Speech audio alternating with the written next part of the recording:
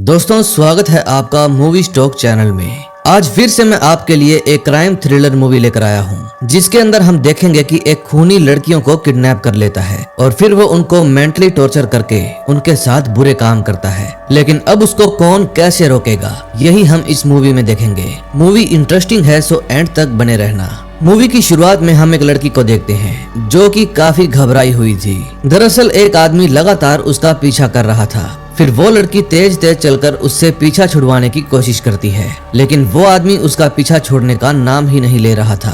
फिर हार कर वो लड़की एक चर्च में चली जाती है और फिर वो आदमी भी उसके पीछे पीछे उसी चर्च में आकर बैठ जाता है। चर्च में काफी सारे लोग थे, इसलिए वो आदमी उस लड़की को कुछ नहीं कह पाता। ये है फादर मिन चैन, जो कि इस चर्च के प्रीस्ट हैं और बहुत ही ज्यादा धार्मिक इंसान हैं। ये गॉड में बहुत ही ज्यादा विश्वास रखते हैं और दिल के भी बहुत अच्छे इंसान हैं। फिर जैसे ही प्रार्थना खत्म होती है तो वो लड़की अपने दोस्तों के साथ वहाँ से चली जाती है। फिर जब वो आदमी उसके पीछे पीछे जाने लगता है तो मिन चैन उसे रोक लेता है, क्योंकि मिन चैन ने पहली बार उस आदमी को अपनी चर्च में देखा था। फिर मिन चैन उस आदमी को अपने ऑफिस में लेकर जाता है। दरअसल इस चर्च का एक रूल है कि जो कोई भी यहाँ पर पहली बार आता है उसको यहाँ पर एक फॉर्म भरना पड़ता है। इसलिए मिन चैन उस आदमी को फॉर्म भरने के लिए देता है और साथ में उसकी फोटो भी खींचकर उसका प्रिंट निकाल लेता है। दोस्तों, इस आदमी का नाम है क्वान यंगरे और इस वक्त ये फॉर्म भरने में बिल्कुल भी इंटरेस्टेड नहीं था और इसीलिए वो अलग अलग बहाने बनाने लगता है। तभी मिन चैन के पास एक जरूरी फोन आ जाता है और वो बात करने के लिए बाहर चला जाता है। दरअसल उसने अपनी पत्नी पर नजर रखने के लिए एक डिटेक्टिव को हायर किया हुआ है, क्योंकि मिन चैन को शक था कि उसकी पत्नी का किसी के साथ अफेयर चल रहा है और आज उसका शक सच में बदल जाता है। फिर वो डिटेक्टिव मिन चैन को कुछ तस्वीरें भेजता है जिसके अंदर उसकी वाइफ किसी दूसरे आदमी के साथ थी। अपनी पत्नी को किसी दूसरे आदमी के साथ देखकर मिन चैन को बहुत ही ज्यादा बुरा लगता है और वो डिटेक्टिव का फोन काट देता है। फिर वापस अंदर आने पर मिन चैन देखता है कि क्वान वहाँ से जा रहा है, इसलिए वो खुद उसको बैठकर जूते पहनाने लगता है। तभी मिन चैन क्वान के एंकल पर एक ट्रैकिंग डिवाइस देखता है और उस ट्रैकिंग डिवाइस को देखते ही मिन चैन समझ जाता है कि क्वान एक पैरोल पर रिहा हुआ कैदी है। दरअसल जब किसी खतरनाक कैदी को कुछ दिन के लिए जेल से रिहा किया जाता है तो पुलिस वाले उसके पाँव पर ट्रैकिंग डिवाइस लगा देते हैं ताकि वो उस कैदी पर हर वक्त नजर रख सके। फिर ये जानते हुए भी कि क्वान एक मुजरिम है, मिन चैन उसको कहता है कि गुनहगारों के लिए भी चर्च हमेशा खुली रहती है। फिर क्वान वहाँ से चला जाता है। फिर बाहर आने के बाद वो देखता है कि एक लड़की सड़क के दूसरी तरफ से उसको घूर रही है और उस लड़की का नाम है डिटेक्टिव योन ही। दरअसल कुछ साल पहले क्वान ने योन ही की बहन को किडनैप कर लिया था और फिर कुछ दिनों बाद उसकी मौत हो गई। उस दिन के बाद जब क्वान जेल से रिहा हुआ तभी से योन ही उस पर नजर रख रही है, क्योंकि योन ही क्वान से अपनी बहन की मौत का बदला लेना चाहती है। तभी योन ही के पास उसके डैड का फोन आता है जो कि उसको डिनर के लिए बुला रहे थे। दूसरी तरफ मिन चैन और उसकी वाइफ दोनों कार में एक साथ जा रहे थे। तभी वो देखते हैं कि उनके एरिया के पास एक बहुत ही बड़ी चर्च बन रही है। फिर मिन चैन गाड़ी से नीचे उतरकर देखता है कि ये चर्च तो उन्हीं के सीनियर फादर जुंग बनवा रहे हैं, इसलिए मिन चैन को लगता है कि फादर जुंग उसे ही चर्च का इंचार्ज बनाएंगे। दूसरी तरफ योन ही डिनर करने के लिए जाती है। योन ही के डैड को शक था कि योन ही अभी भी अपनी बहन के कातिल का पीछा कर रही है, इसलिए वो योन ही को उससे दूर रहने के लिए कहते हैं। वो कहते हैं कि तुम उस आदमी से दूर रहो, क्योंकि अब तुम्हारे सिवाय मेरा कोई नहीं है और मैं तुम्हें खोना नहीं चाहता। लेकिन योन ही अपने डैड की किसी भी बात का जवाब नहीं देती, क्योंकि वो अपनी बहन के कातिल से किसी भी हालत में बदला लेना चाहती है। दूसरी तरफ मिन चैन फादर जुंग से चर्च के बारे में बात करने के लिए जाता है। वो तो उनके पास यही सोचकर गया था कि फादर उसे ही हेवन फोल्क चर्च का प्रीस्ट बनाएंगे, लेकिन फादर तो उससे ही किसी ऐसे आदमी के बारे में पूछने लगते हैं जो हेवन फोल्क चर्च को अच्छे से संभाल सके। फादर की बातें सुनकर मिन चैन काफी निराश हो जाता है। फिर वो फादर को कहता है कि मैं आपको किसी ऐसे आदमी के बारे में जरूर बताऊंगा जो इस चर्च को संभाल सके, और फिर मिन चैन वहाँ से चला जाता है। फिर वहाँ से जाते वक्त मिन चैन फादर जुंग के बेटे हवानसू से मिलता है। फिर हवानसू बताता है कि सभी सीनियर फादर मुझे चर्च का प्रीस्ट बनाना चाहते हैं और उसकी बातें सुनकर मिन चैन को और भी ज्यादा बुरा लगता है, क्योंकि वो खुद को हवानसु से बेहतर प्रीस्ट समझता था।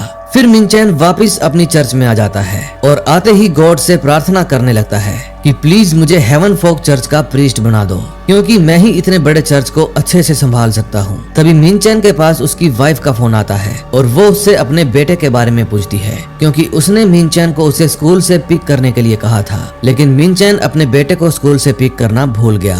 फिर उसकी वाइफ बताती है कि हमारा बेटा अभी तक घर नहीं लौटा और जब मैंने स्कूल वालों को फोन किया तो उन्होंने कहा कि उनके बेटे को एक आदमी वहाँ से ले गया है। और इतना कहने के बाद मिनचैन की वाइफ फोन पर जोर जोर से रोने लगती है। फिर मिनचैन को लगता है कि किसी ने उसके बेटे को किडनैप कर लिया है। फिर मिनचैन अपने पास रखी हुई क्वान की तस्वीर देखता है, जिसके ऊपर छत से कुछ पानी की बूंदें गिर रही थी और इंक गीली होने की वजह से फैल जाती है और क्वान का चेहरा भी बहुत ज्यादा भयानक लगने लगता है। अब मिनचैन को लगता है कि गॉड उसे इशारा कर रहे हैं कि उनके बेटे को क्वान ने किडनैप किया है। अब इस बात में कितनी सच्चाई है ये हमें आगे पता चलेगा। दूसरी तरफ योन ही सोई हुई थी। फिर उसको उसकी बहन की आत्मा दिखाई देती है जो कि क्वान से बदला लेना चाहती है। फिर वो अपनी बहन योन ही से कहती है कि जब क्वान ने मुझे किडनैप किया था तो मुझे पूरा विश्वास था कि तुम मुझे जरूर ढूंढ लोगी, लेकिन जब जब भी वो दरवाजा खुलता तो वहाँ से सिर्फ क्वान के अलावा कोई नहीं आता।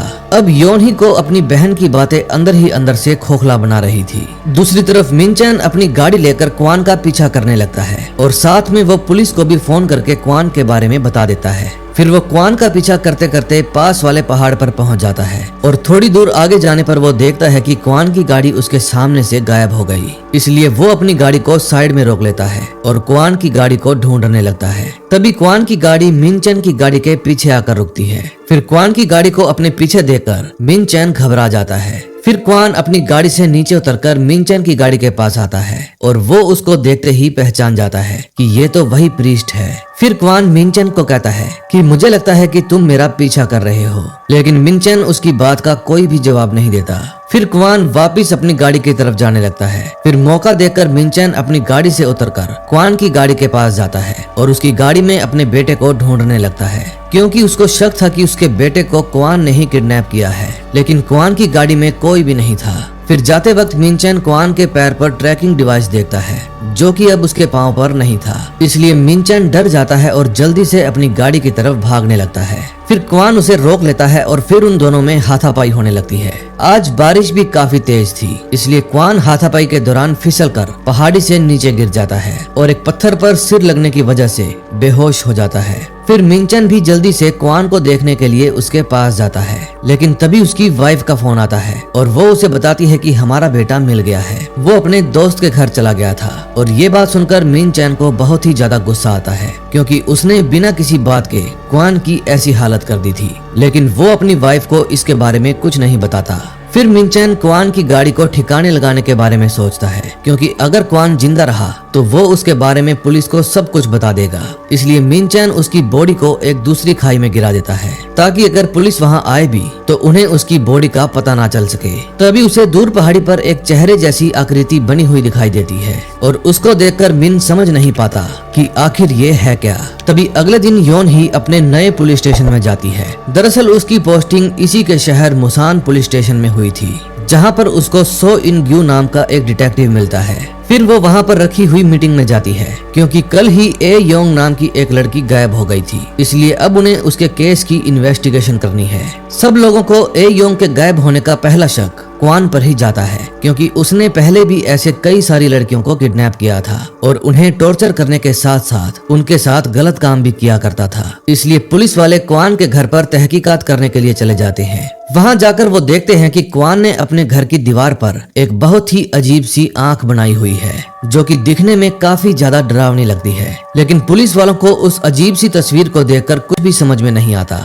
दूसरी तरफ योन ही और सो इन ग्यू दोनों मिनचैन के पास पूछताछ करने के लिए जाते हैं, क्योंकि उसने कल क्वान के बारे में बताने के लिए पुलिस वालों को फोन किया था। फिर पूछताछ के दौरान मिनचैन उन्हें कल रात वाली सारी बात बताता है, लेकिन सिर्फ वहां तक जहां उसकी गाड़ी गायब हो जाती है। वो बताता है कि कल मेरा बेटा स्कूल से घर नहीं आया, इसलिए मुझे लगा कि क्वान ने मेरे बेटे को किडनैप कर लिया है। फिर मैंने उसका पीछा किया, लेकिन बाद में जब मुझे पता चला कि मेरा बेटा अपने दोस्त के घर पर था, फिर मैं वापस अपने घर पर आ गया।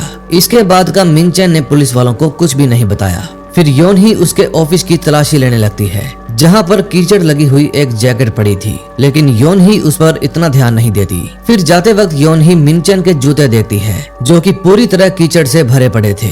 उन जूतों को देखकर योन ही को थोड़ा अजीब लगता है, लेकिन वो उस वक्त कुछ भी नहीं कहती और वहाँ से चली जाती है। अब क्योंकि मिनचैन के घर पर पुलिस आई थी, इसलिए वो पैनिक करके फादर जुंग के पास चला जाता है ताकि वो उन्हें सब कुछ सच सच बता सके, लेकिन वहाँ जाकर कुछ उल्टा ही हो जाता है। फादर जुंग मिनचैन को अपने बेटे के बारे में बताते हैं कि उसका चर्च की किसी मेंबर के साथ अफेयर चल रहा था और ये बात चर्च में सभी को पता चल गई। इसलिए अब फादर जुंग का प्लान था कि वो अपने बेटे को दूसरी कंट्री में भेज देंगे। फिर फादर जुंग मिनचैन को बताते हैं कि मुझे लगता है कि हेवन फोक चर्च का प्रीस्ट तुम्हें बन जाना चाहिए। अब ये बात सुनकर मिनचैन मन ही मन खुश होने लगता है और कहता है कि अगर ये ऊपर वाले की इच्छा है तो मैं इसे पूरा करूंगा। दूसरी तरफ योन ही क्वान के साइकियाट्रिस्ट से मिलती है और अब कहानी जाती है पास्ट में, जहाँ पर हम क्वान को एक कोर्ट में देखते हैं। दरअसल जब योन ही की बहन मिल गई तो क्वान पर मुकदमा चला, लेकिन उसकी दिमागी डॉक्टर ने उसकी कुछ मेंटल हेल्थ डिसऑर्डर और बचपन में हुए टॉर्चर को कोर्ट के आगे लाकर रख दिया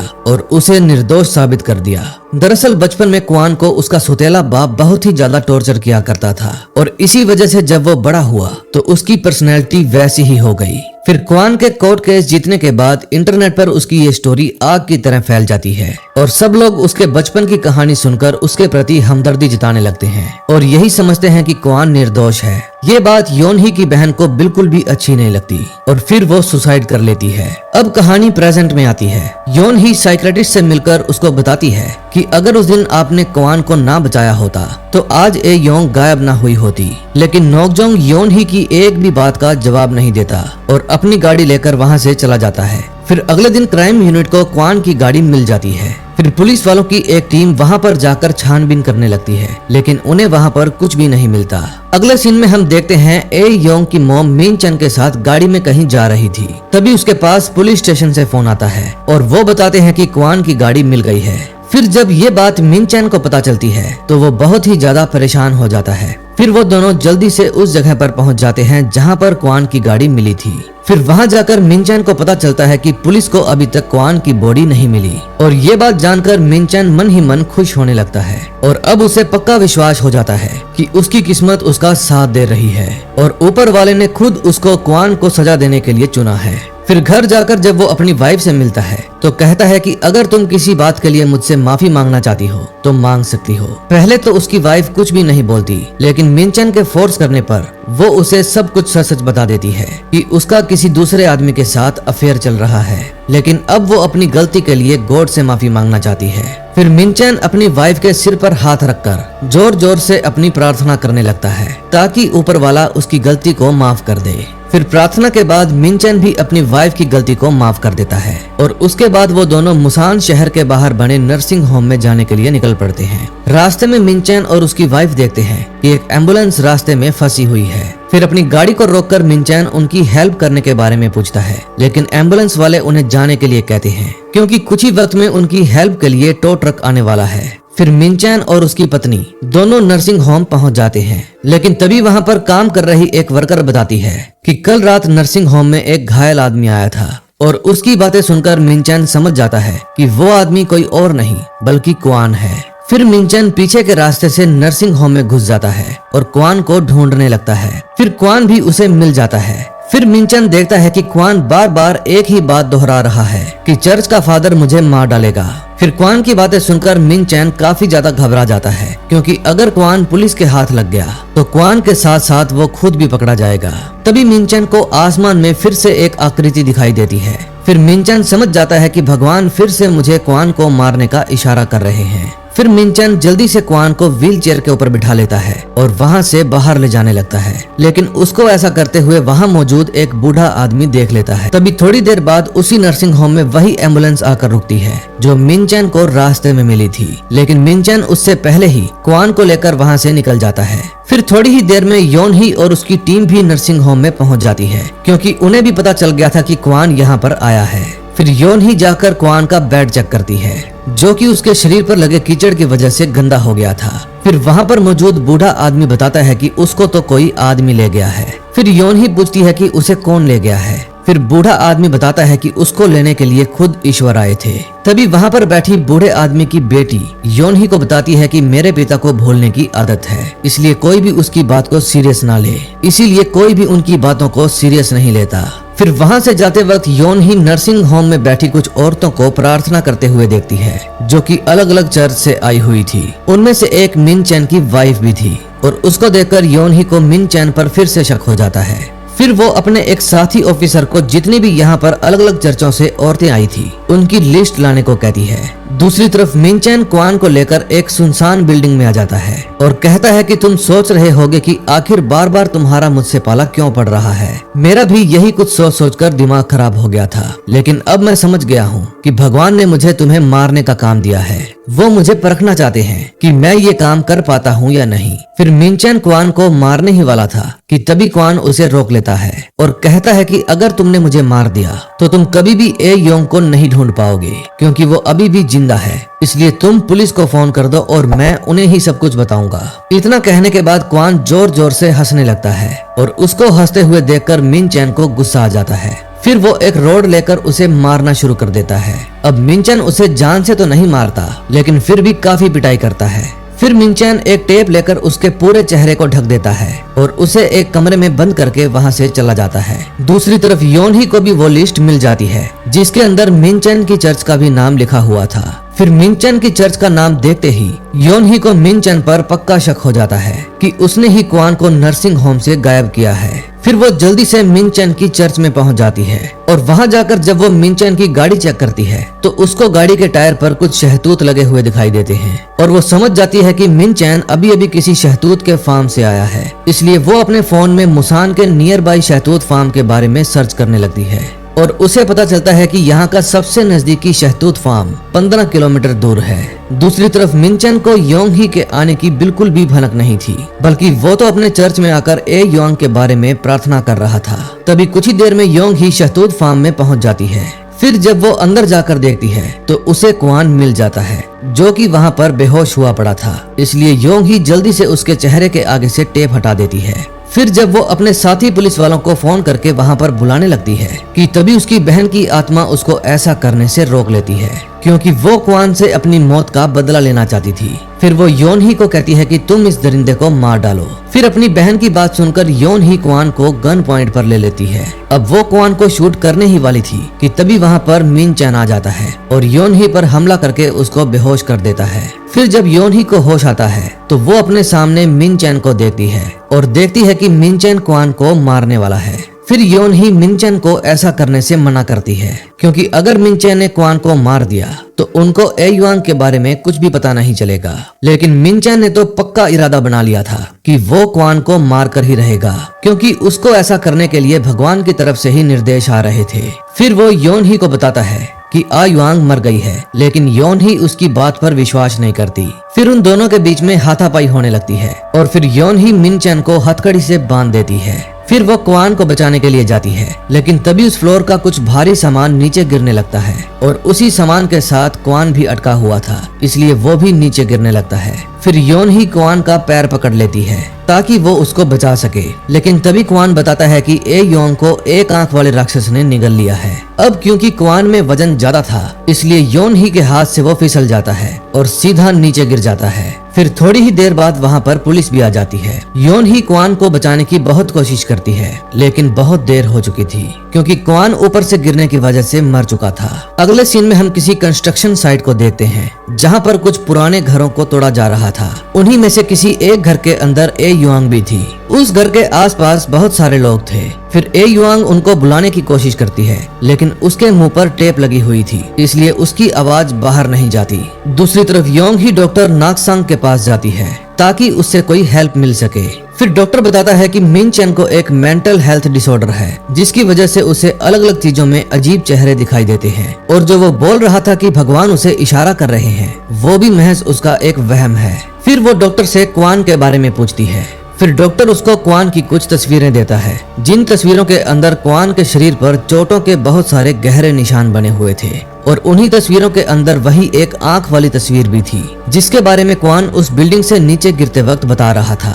फिर डॉक्टर बताता है कि क्वान को उसके पिता हर रोज टॉर्चर किया करते थे और इसी वजह से उसकी पर्सनैलिटी ऐसी ही बन गई। लेकिन योंगचू के केस के बाद क्वान सुधर रहा था, यानी कि कोई तो ऐसी चीज है जिसने उसे ऐसा बनने के लिए मजबूर कर दिया था। तभी योनही के पास उसके डैड की कॉल आती है और वो योनही के पास अपने घर की एक फोटो भेजते हैं। दरअसल योनही के घर पर एक गोल खिड़की थी जो कि योनही को बिल्कुल भी अच्छी नहीं लगती थी, इसलिए आज उसके डैड उनके घर को एक आंख वाला घर कहते हैं। फिर एक आंख का नाम सुनते ही योनही समझ जाती है कि क्वान जिस एक आंख वाले शैतान की बात कर रहा था वो कुछ और नहीं बल्कि एक गोल खिड़की वाला घर है, जिसके अंदर उसका बाप उसे हर रोज टॉर्चर किया करता था और उसी घर ने फिर से सुधर रहे क्वान को शैतान बनने पर मजबूर कर दिया था। फिर वो जल्दी से अपनी टीम के पास फोन करती है और उनको एक गोल खिड़की वाले घर को ढूंढने के लिए कहती है, क्योंकि उसको पता चल गया था कि जरूर क्वान ने ए युआंग को ऐसे ही किसी घर में बंद किया हुआ है। फिर योनही जल्दी से अपनी गाड़ी लेकर मुसान में एक खिड़की वाले घर को ढूंढने लगती है।